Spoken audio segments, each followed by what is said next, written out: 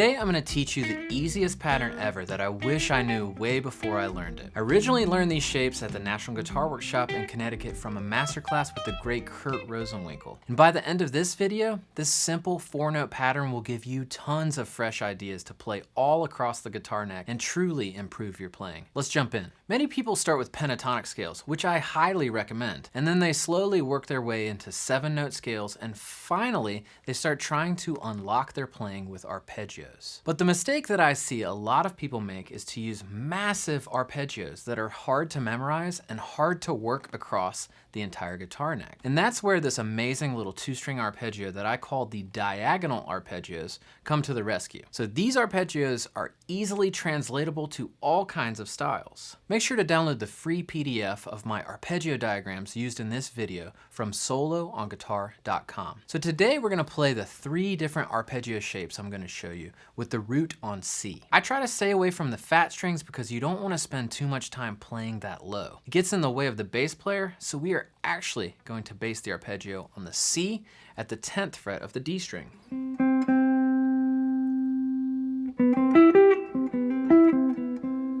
This is a major 7th arpeggio, a C major 7th. And the trick that allows us to play this incredibly and awesome fingering is we have the notes laid out 7, 1, 3, and 5. Those notes are B, C, E, and G. Some might say this is an inversion, but that really doesn't matter. This is a really pretty sounding arpeggio that will sound great over major 7 chords, like this.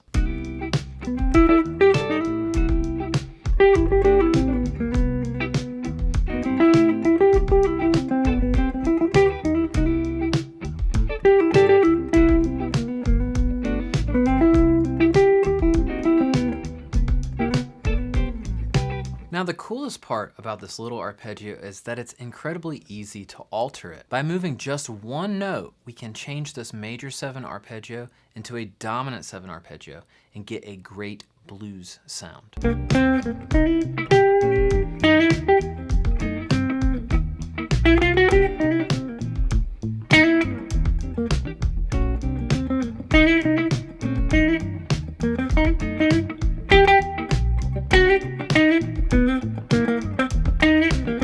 So all I did there was I took our lowest note, the B, and I lowered it down a half step to B flat.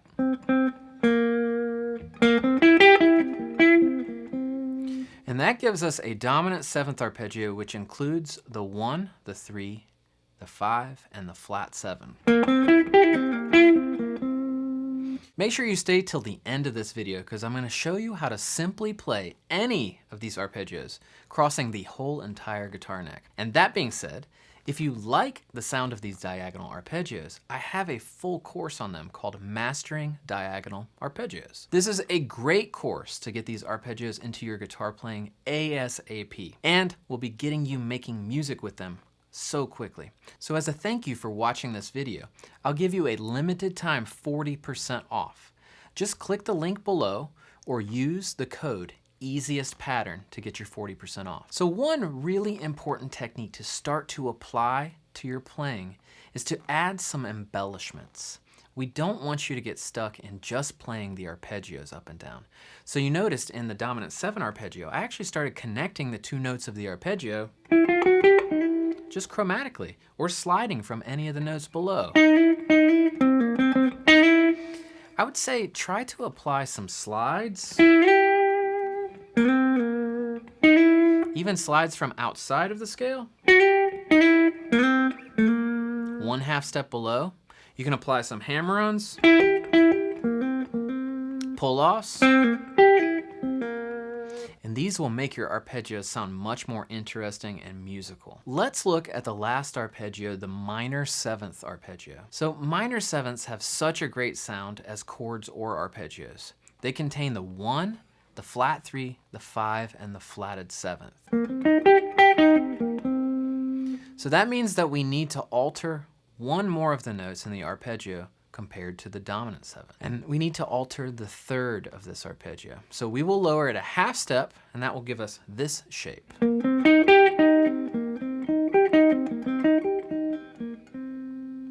Check out how it sounds over the minor 7th track.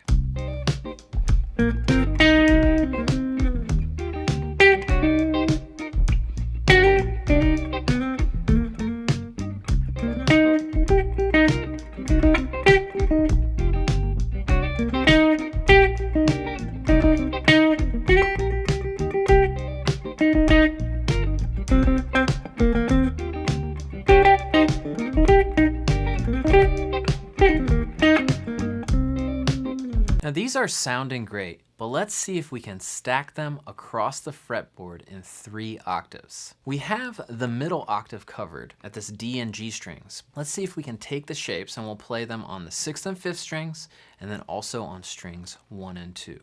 So going to 6 and 5, the major 7 arpeggio will be fret 7, 8, 7, 10 on the 2 thickest strings. And then we have those middle 2 strings covered. On the B and E, we have to shift up a fret due to the guitar's tuning. So play 12, 13, and 12, 15.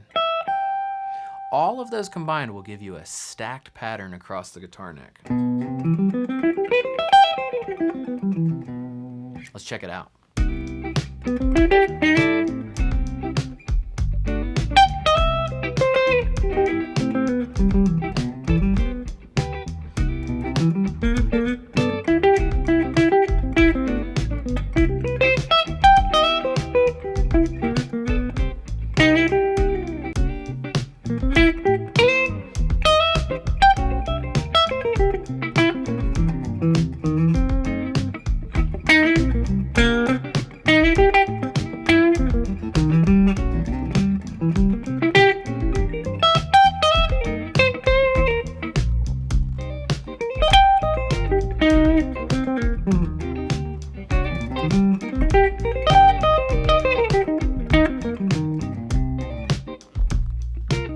Now I can't just tell you how to play the dominant and minor 7. You should really follow the process like we did before and figure them out for yourself. It'll be much better for you. For the dominant 7th, you're just gonna take the 7th on each string and lower it by a half step. And for the minor 7th, make sure you have both a lowered or flatted 7th and also a lowered or flatted 3rd. Worst case scenario, if you can't figure it out for yourself, it's in my free PDF at soloonguitar.com. Now that you've learned these 3 awesome diagonal arpeggios, make sure to watch this video next.